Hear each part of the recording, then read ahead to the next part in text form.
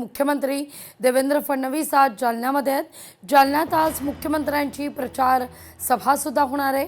भाजप उमेदवाराच्या प्रचारार्थ ही सभा होईल। शहरातील फ्रेझर बॉईज मैदानावर ही जाहीर सभा होणार आहे। या सगळ्याचा आढावा घेतला आपले प्रतिनिधी सुधाकर जाधव यांनी। महानगरपालिकेच्या निवडणुकीच्या प्रचारार्थ मुख्यमंत्री देवेंद्र फडणवीस आज मराठवाडा दौऱ्यावर आहेत आणि मराठवाड्यातील जालना महानगरपालिकेच्या भाजपच्या उमेदवाराच्या प्रचारार्थ जालना शहरात मुख्यमंत्री देवेंद्र फडणवीस यांची पहिली सभा होणार आहे। दुपारी 1:30 वाजता या सभेला सुरुवात होणार आहे। जालना शहरातील फ्रेझर बॉईजचं मैदान आहे आणि या ठिकाणी देवेंद्र फडणवीस यांची सभा होणार आहे। सभेसाठी जय्यत अशी तयारी करण्यात आलेली आहे। स्टेजची उभारणी करण्यात आली आहे आणि आपण जर पाहिलं तर या ठिकाणी आसन व्यवस्था बसण्यासाठी खुर्च्यांची देखील आसन व्यवस्था कार्यकर्त्यांना बसण्यासाठी आणि उमेदवारांना बसण्यासाठी करण्यात आली आहे। पहिलीच सभा देवेंद्र फडणवीसची महानगरपालिकेच्या उमेदवारांच्या प्रचारार्थ जालना शहरात होणार आहे। त्यामुळे मराठवाड्यातील ही पहिली सभा असल्या कारणाने मुख्यमंत्री देवेंद्र फडणवीस कोणावर निशाणा साधतात हे देखील पाहणं तितकंच महत्त्वाचं असणार आहे। कारण की जालन्यामध्ये महायुतीतील सर्वच पक्षीय स्वबळावर निवडणूक लढत आहे आणि भाजप जी आहे ती स्वबळावर निवडणूक लढत आहे। त्यामुळे मुख्यमंत्री देवेंद्र फडणवीस या ठिकाणी कोणावर निशाणा साधतात, कोणावर टीका करतात हे देखील पाहणं तितकंच महत्त्वाचं असणार आहे। सुधाकर जाधव, लोकशाही मराठी, जालना।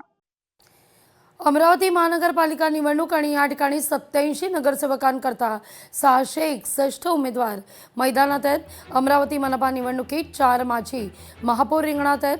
अमरावतीत कुठं थेट तर कुठं तिरंगी लढत होतीये। साईनगरमध्ये भाजप विरोधात युवा स्वाभिमान पक्ष अशी लढत होणार आहे। भाजपच्या तुषार भारतीय विरोधात सचिन भेंडे असा सामना या ठिकाणी होताना दिसेल।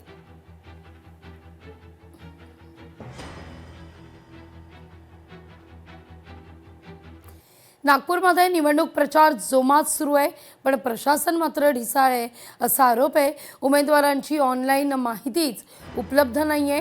नामनिर्देशन पत्र, शपथपत्र अद्याप अपलोडच झालेली नाहीयेत नागपूरमध्ये मतदारांपुढे।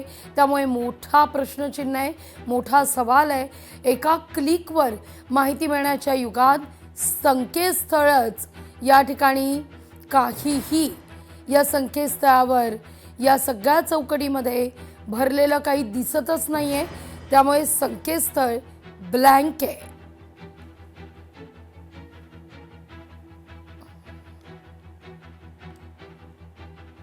पुणे महानगरपालिका निवडणूक आणि या ठिकाणी 277 अपक्ष उमेदवार निवडणुकीच्या रिंगणात आहेत। निवडणुकीकरता अपक्ष उमेदवारांना चिन्हाचं वाटप होत आहे। शिट्टी, मोबाईल, छत्री, मेणबत्ती, कपबशी, कपाट या चिन्हांचा यात समावेश आहे।